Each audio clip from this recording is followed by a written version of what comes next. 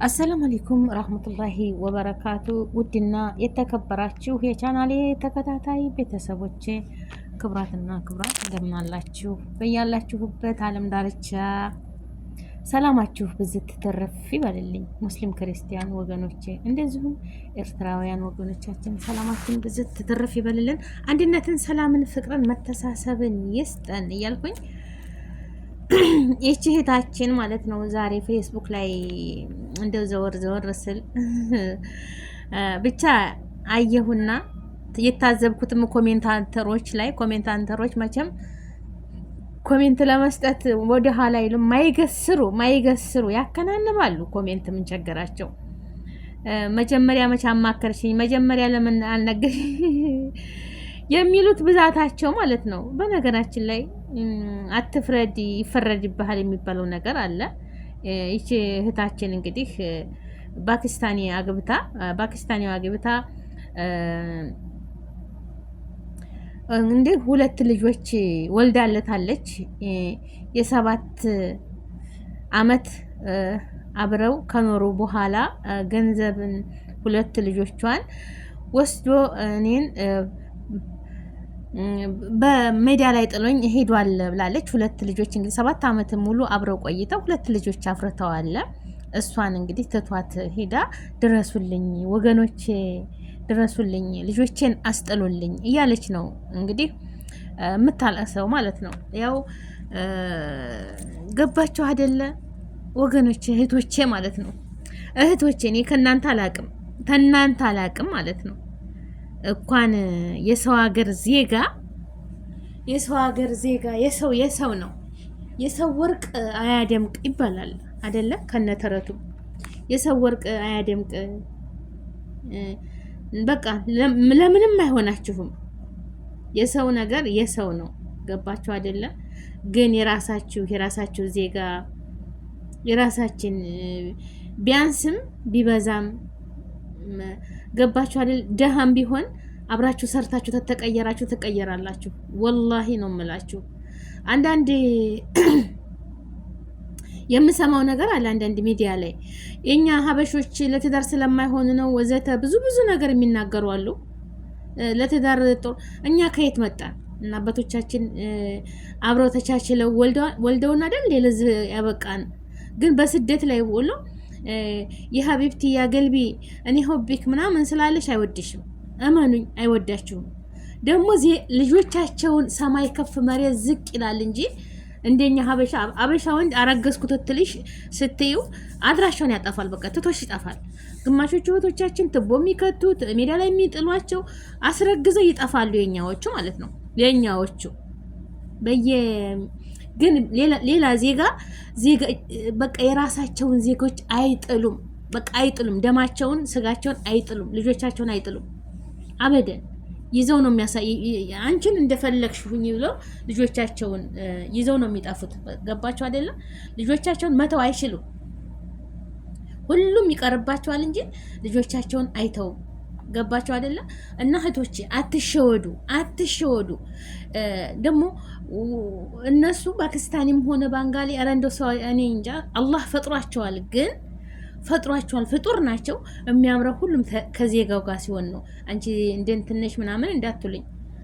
ለምን ደሃ ሆኖ ጤና ኑሮት አይምሮ ካለው ጤናማ ከሆነ ለምን እኔ ጉሊት ሽጬ እሱ ኒስትሮ ጠርጎ ልጆቻችንን ታስተማርን፣ ተበላን፣ ተጠጣን፣ እሱ ተሸክሞ እኔ ጉሊት ሽጬ ተኖርኩኝ። አልሐምዱሊላህ ነአማ ነው አይደል እንዴ? የአባቴ እናታቸውን ወገኖች አቀው አሁን የሷ ልጆች እንግዲህ እነዚህ 2 ልጆች ፓኪስታን ሀገር ተሄዱ። አማርኛ ቋንቋ አይችሉም። በቃ አለቀ። ተተማሩ እንግሊዘኛ ይማራሉ ማለት ነው። እንግሊዘኛ ደግሞ ቢማሩ የሷ ቤተሰቦች አይችሉም እንግሊዘኛ። ቤተሰቦቻችን ተስንት ነው የተማሩ የሚያውቁት? መግባባት የለም። ገባችሁ አይደለም እኮ ሌላው ቀርቶ አገራችን ሆነ አገራችን የብሔር ብሔረሰቦች ሀገር ነች አይደለም? መሰለን እኔ ባለፈው አይታችኋል ተትግራይ አዲግራት ሆና ሌላው እዛ ሀገር ነው የተጋቡት ሳዑዲ። እሱ አዲግራት ገብቶ በእነ ሀቢባ ቤት የተገናኙት ልጅ ማለት ነው 17 አመት ነው እንደዛ 17 ዓመት ሙሉ ተለያይተው እንግዲህ አንድ ሁነን ማለት ነው። የነሱ ሀገር አዲግራት ነው፣ የሷ ያለችው አዲስ አበባ ነው እንደዛ። ግን አማርኛ የልጁ አማርኛ ግን ሲገናኙ አልቅሼ ልሞት። ምንም ይሁን ቢሆን አገር ላይ ስለሆኑ ተገናኙ፣ በቃ አገር ውስጥ ስለሆኑ ማለት ነው። ግን አማርኛ ያደገበት ትግረኛ ስለሆነ ያደገበት አካባቢ ትግረኛ ስለሆነ አማርኛው በቃ የሚጣፍጥ አማርኛ ቢሰባበርም አማርኛ ይሰማል። ገባቸው አይደለም? ምንላቸው የፈለኩት ኦሮሞ ክልል ሆኖ ኦሮሞኛ ጆሮውን ቢቆርጡት አማርኛ የማይሰማ አለ። እኔ ኦሮሞኛ አሁን ያስር ቢያገላብጥኝ ይሰማለሁ? አልሰማም። እንደዛውም ትግረኛ፣ ጉራጌኛ አልሰማም። አገራችን እኮ ሆነ ማለት ነው። ስለዚህ ልላቸው የፈለኩት ሁሉም ሲሆን የተግባባውን ቢሆን የምንተዋወቅ እዛው በቋንቋችን የሚሆነው በጣም ደስ ይላል ማለት ነው። ገባችሁ አይደለ? አለበለዛ እሷም ባልየውም እሷም የእሷንም ቋንቋ የሚችሉ ከሆነ ልጆቻቸው አብረው የሚያሳድጉ ከሆነ ምንም ችግር የለም። ያን ገባችሁ? አማርኛ ለምደው ነው የሚያርጉት። በዛ የተረፈ ይቺ ልጅ እንግዲህ አላህ እናት ነሽ አይፈረድብሽም። እናት ስንት መከራ ሆና ነው። እኔ በእናት አልፈርድም። አንዴ የሆነ ሆኗል። እናት ልጆቿን ምንም ቢሆን ምንም ማግኘት ነው የምትፈልገው። እና እኔ አሁን የሹፌር እዚህ ፓኪስታኒ ነው፣ እሷ ኢንዶኔሽያ ናት። አገባች። ስንት አመት ኖሮ እዚህ እሱ ጋር ማለት ነው። እና አንድ ልጅ ወለዱ። አንድ ሴት ልጅ ወለዱ። እሷ ይዛት ሄደች ፓኪስታን። የዚህ ስሙ ኢንዶኔሲያ ሀገር መግባት አትችልም። መኖሪያ ፍቃድ የላትም። ወደ ኢንዶኔሲያ ለመሄድ ወደ ፓኪስታን ያለባት አማራጭ ያላት ቻንስ ወደ ኢንዶኔሲያ መሄድ ነው። አሁን አባትየው የሾፌሬ ልጅ ናት። በቃ ሂጅ አመጣታለሁኝ እዛ ኢንዶኔሲያ ሀገር እናቷ አንድ ነገር ብኮን ልጄ ጅብ ይበላብኛል፣ ልጄ ትበላሻለች። በቃ ሀሳቡ አባቱ ማለት ነው። ልጆች አሉት ፓኪስታን፣ እሱ የራሱ ልጆች አሉት፣ ቤተሰብ አለው። ግን እዛ ሀገር ተገናኝተው ነው ማለት ነው። እና ተገናኙ በቃ የማይሆን ነገር ነው። ገባችሁ አይደለ? ታገባችሁ የሀገራችሁን ልጅ አግቡ። እንቲ ኮይስ እንቲ ሚያ ሲላችሁ በኋላ ማልቀስ አለ። ወላሂ እኔ ማቃት ልጅ አለች ማቃት የፍልስጤን ዜጋ አግብታ 2 እና 3 ወንዶች ልጆች ይዛ እኔ እንደመጣሁ አካባቢ ነው። ገባችሁ አይደለ? እኔ ካልመጣ እዛ ሀገር በፊት ነው እህቶቼ ጋር አብረው ይኖሩ ነበረ። ከዛ እሱ መላሄ ላጫውታቸው ብሎ ነው ይዟባት ትኬት ቆርጦ ምን ብሎ አለባብሻቸው ዘና አድርጊያቸው ልምጣ ምናምን ብሎ የበረራቸው ጊዜ ማለት ነው። እሷ ደግሞ አለባብሳ ምን ብላ ተጫውተው ይመጣሉ ዘና አድርጊያቸው አንቺ ቤት ጠብቂኝ አላት።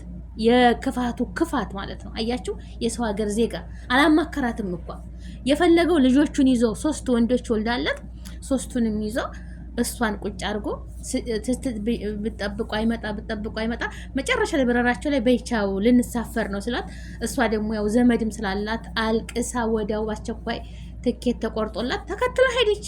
ይኸው መውጣት የለም። ፍልስጤን ሀገር እንደምታውቁት ጦርነት ነው። አሁን ድረስ እዛው ነች። ገባችሁ አይደለም?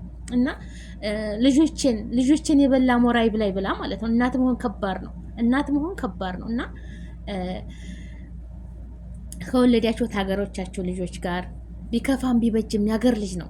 ወላሂ ነው የምላችሁ፣ አይጨክንባችሁ። ያገር ልጅ ይነስም ይክሳም ይጥቆርም ሁሉም ደስተኛ ሆኖ የሚኖር የለም በዚች ዱንያ ላይ። ሰዓብ ነው የምንኖርበት ዓለም ላይ። ወላሂ ስደት እስካለን ድረስ ችግር ነው። ግን ከሰው ሀገር የሀገር ልጅ ይሻላል። ከነንትኑ ማለት ነው ተነ እንከኑ ተነ ዲክመቱ የሀገራችን ልጅ ይሻላል። እመኑኝ ማለት ነው። ጨክኖ አይጨክንም። ብትለያዩም ልጆቻችሁ ቤተሰብና ቤተሰብ ትቀያይቃላችሁ። የእሱም ቤተሰብ ሄዶ ይጠይቃል ልጃችሁ፣ የእናንተም ቤተሰብ ሄዶ ይጠይቃል። አባት እዛው ያናግራል። በትምህርት ሰዓቱ ሄዶ ይጠይቃል። የሚያስፈልገውን ነገር መጠየቅ ካለበት ይጠይቃል። የሰው ሀገር ሰውሳ ብትደውይ የእሱን እናት የልጆቹን አያታቸውን መግባባት አትችሉ። በቃ ሌላ ምን የለም። በምን ትግባባላችሁ? በምንም። እና እዚህ ኮሜንት ላይ ያየሁት ነገር ማንስጭ ብሎሻል፣ ማፊ ሙሽኪላ ፓኪስታን ይሄድ፣ አሁን ደግሞ ወደ ባንጋሊ ሄደሽ ታያቸው፣ ወደ ባንጋሊ ሄደሽ ውለጂ ብታይ የተለያየ ኮሜንት ነው የሚሰጧት ማለት ነው። እሷ ጨንቋት ነው፣ ወላሂ ጨንቋት ነው። እና 7 ዓመት አብረው ኑረው 2 ልጆች አፍርታ ቁጭ አርጓት ደብቆ ልጆቹን ይዞ ጥርግ አለ። እሷ የራስሽ ጉዳይ በቃ አላት ማለት ነው። እና ወገኖቼ እህቶቼ የመጣችሁት ለስራ ነው፣ የመጣ ነው ለስራ ነው። እኔ ይገርማቸዋል ወላሂ ራሴ ማካበር ሳይሆን በፊት የሀገሬ ልጆች እኮ ኢቃማ ሳይኖራቸው እንጋባስ ለትዳር ምናምን አላስብም ወላሂ። ለምን ብትሉ ኢቃማ እኮ የዚህ ሀገር በቃ ህጉ ነው። ኢቃማ ከሌለው ያስር በወደው አንድ ቀን ተፍትሽ የገባ ቀን እኔም ኢቃማ ካይኖረኝ እሱም መኖሪያ ፈቃድ ሳይኖረው ተፍትሽ የገባ ቀን ሁላችንም እኮ ያላህ ነው። እሱ ወደ ወንዶቹ እስር ቤት፣ እኔ ወደ ሴቶቹ እስር ቤት ተለያየም። በቃ አለቀ፣ አከተመ። አራስ ነች፣ ነፍሰ ጡር ነች፣ ንብረት አላት፣ የለም ያላ አበያሽን ልበሽ ነው። ህገ ወጥ ነው። በቃ የለም። የአስር ቤታችሁን ፍርሽርሽ አርጋችሁ በቃ ልኖርበት ነው፣ በቃ ልሞሸር ነው፣ በቃ ሁሉን ተደስቼ ጫጉላ ቤትን እጨርሳለሁ ወይንም እታረሳለሁ፣ እዚች ልጄ ነው ልጅ ያሳድጋለሁ። አይቻልም። ነሲብ አላህ ታጋለጣችሁ። የሰው ሀገር ነው፣ በተኛችሁበት ያላ ነው የምንባለው ማለት ነው። ግን ህጋዊ ከሆን ህጋዊ ተሆን ወረቀቱን ተያያዝን የሀገሪቱን ህግና ደንብ ተከትለን ማንም የሚነካቸው የለም። አልሐምዱሊላህ ልጆቻችሁን በሰላም 2 ዓመት 3 ዓመት ማሳደጋችሁ መማር እኮ ማስተማር ባትችሉ ለቤተሰብ ወስዳችሁ ልጆቻችሁ እንዲማሩ እንዲያሳድጉላችሁ እናንተ ደግሞ ሰርታችሁ የሆነ ነገር ለማድረግ ተፈለጋችሁ ማለት ነው። አይ ይቅርብ ሰርቻለሁ፣ ልጄን መለየት አልችልም፣ ልጄ ጋር ይዤ ገብቼ ልጄን አስተምራለሁ፣ ለምን የልጄን ህይወት ላጨልም አልፈልግም የምትሉ ተዳላችሁ። ደግሞ የማትሉ ደግሞ እንደዚህ የአንገታችሁ መግቢያ ወይም መንቀሳቀሻ የሌላችሁ ያው የአረብ ሀገር ልጅ ተወልዶ እዛ መሄድ ስቃይ ነው። ቢሰቃይም ለራሱ በቃ ለነገ ልጄ ፍቅር ይሰጠኛል ብላችሁ ሳይሆን ለነገ ለራሱ ነው የምንለፋው አይደለም። እኔ ሆነ እኔ አንደኛዋ እኔ ነኝ። ልጄን አገር ስጄ ልኬ ነው እኔ የምሰራው። ለምን ኢቃማ ስላለው እሱም ስላለው እኔም ስላለኝ ትኬት ቆርጬ 4 ወር ድረስ አለማምጄ ትቼ ወንድሜ ጋር የመጣሁት ይደግ ብዬ ራሴን ደግሞ ማስተካከላቸው ነገር ያልሰራሁት ነገር ስላለ እሱን ለመጨረስ ገባችሁ። እና ልላችሁ የፈለግኩት የሀገራችሁን ልጅ አግቡ፣ ቢከፋም ቢበጅም ሁሉም ለጊዜው ነው። ሀቢብቴ እኔ ሆቢክ ምድረሻ ቢልሽ አትመኝ። ወላሂ እኔ እንጃ ሱብሃንአላህ፣ ራሳችሁን አትሸወዱ። ይሄ ጊዜያዊ ነው። ጊዜያዊ ስሜት የራሱን እንትን ተዛ በኋላ ተተፈጠረ ወለጂ ምን ችግርም የለ ብሎ ልጆችሽን ይዞ እሱ እልም ይላል። ደግሞ ሌሎች ዜጎች ከልጆቻቸው ጋር ምንም ነገር ቢመጣ ልጆቻቸውን አይተውም፣ ስጋቸውን አይተውም። እና ልላቸው የፈለኩት ይሄንን ነው። የኮሜንት አይነት እዛ ብታው አማክራኛለች ወይ ለኔ መጀመሪያ እሱ ጋር ስከንድ ብላለች ወይ እንኳን ደግ አረጋት፣ አሁን ደግሞ ፓኪስታኒው ቢሄድ ወደ ባንጋሊ ትወልዳለች ምን ችግር አለ የማሉት ነገር። እሷ ግን ያለችበትን እናት ነችና ያለችበትን መከራና ስቃይ እሷና አላህ ነው የሚያውቁት ማለት ነው። እናት መሆን ከባድ ነው ወላሂ። እና ወልዳችሁ ተምታለቅሱ ተጠንቀቁ። እንኳን ሌላው ቀርቶ አልኳችሁ እንኳን የሰው ሀገር ዜጋ የሀገራችሁ ዜጋ ህጋዊ ታትሆኑ አታግቡ። በባህር መታችሁ ምን ዋስትናለን? እስኪ ሰው ሀገር ላይ ስንቶቹ ናቸው? ባለፈው ተፍትሽ ላይ ስንቶቹ ናቸው? ባስ እየሰበሰቡ በየቤቱ እያቆሙ እየሰበሰቡ ማለት ነው። በየኢማራው እየፈተሹ እዛ ባስ ላይ ስንት ሴት ወልዳለች ከነ እንትኗ አራስ 40 ቀን ያልሞላት ተነጨቅላ ልጇ እስር ቤት እያስተኛቸው። ስንት ስቃይ ነው ይሄ። ክብራችን ነው? ክብር አይደለም። የመጣሽው ልትሰሪ ነው እንጂ ፌን ኢቃማሽ መኖሪያ ፈቃድ አለ አይፈረድባቸውም። ስለዚህ ደግሞም አላህ ያላላቸው አላህ የሸፈናቸው 3ም 4ም ኢቃማ ሳይኖራቸው ወለዱ አሉ።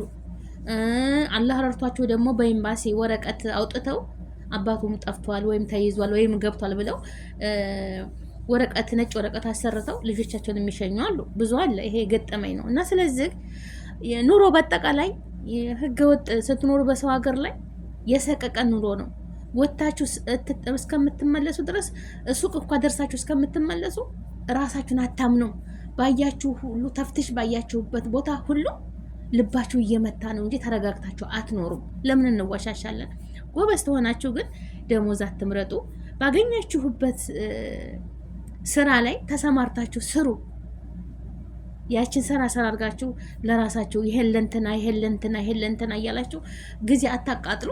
የራሳችሁን ህይወት ሰርታችሁ ለራሳችሁ የምትንቀሳቀሱባት አገራችሁ። ለምን የጀበና ቡና ለመሸጥ እንኳ ብር ያስፈልጋል አይደለም? ጮርናቄ ለመሸጥ ብር ያስፈልጋል። ያችን የምትንቀሳቀሱባትን ነገር ይዛችሁ አገራችሁ ገብታችሁ የአገራችሁን ልጅ አላህ አያሳጣችሁም። ዱአ አድርጉ። ወላሂ ትዳር ክብር ነው። ትዳር ተመካክሮ ለሚኖር ሰው እንደ ትዳር ያማረ ነገር አለ እንዴ? የለም። ህይወታችሁን በሙሉ ከባላችሁ ጋር እሱም ከሚስቱ ጋር ልጆቻችሁን እያሳደጋችሁ እየተመካከራችሁ ሞት ብቻ ነው የሚለያያችሁ እንጂ ተተስማማችሁ ምንም። ይችናት እኮ የዱንያ ጀነት የምትባለው መልካም ትዳር የሰጠው ሰው ነው ማለት ነው። ወላሂ ተስማምተው ተመካክረው ዱዓ ተደራርገው ልጆቻቸውን በፍቅር ያሳድጉ። የሚለያቸው ምንድነው? ሞት ብቻ ነው፣ ሌላ ነገር የለም።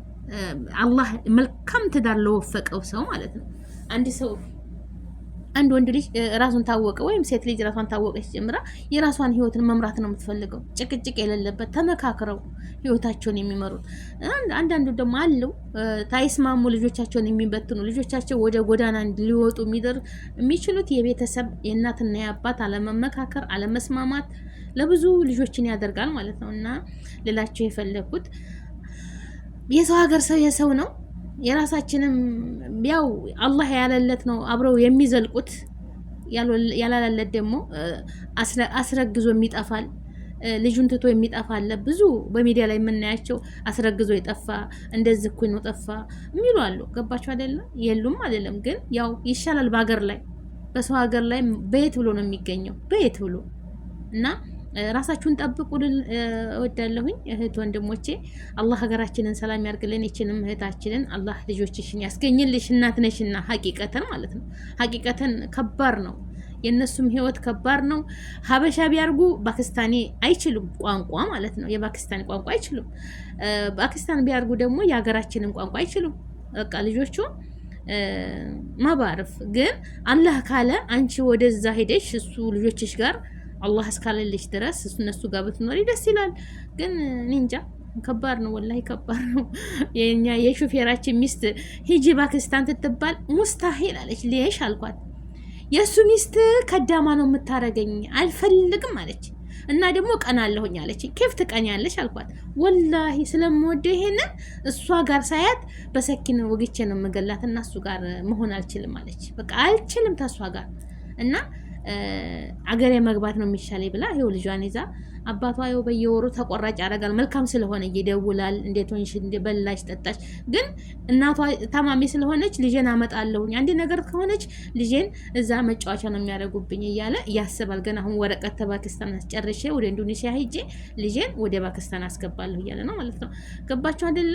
ስለዚህ ቢከፋም ቢበጅም የሀገር ልጅ የሀገራችሁ ልጅ ወላሂ ለምን አንቺ ጉሊት እሱን ስትሮ ለምን አይጠርግም?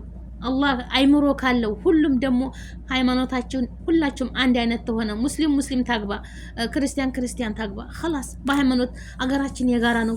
ዲናችን ግን ሁላችንም የግል ነው። ስለዚህ በሃይማኖት ተስማምታችሁ ዱአ እያደረጋችሁ አላህ ይረዝቃችኋል። ዋናው ጤና ነው። እህት ወንድሞቼ አላህ ይጠብቃችሁ። እንችንም እህቴን አላህ ልጅሽን ያስገኝልሽ፣ ያ ልጆችሽን ጋር አላህ ያገናኝሽ። እናት ነሽና የእናትን ከባድ ነው ወላሂ። እንደመፍረድ ቀላል ነገር የለም። ላይክ ሸር አድርጉ። ሰላም አለይኩም።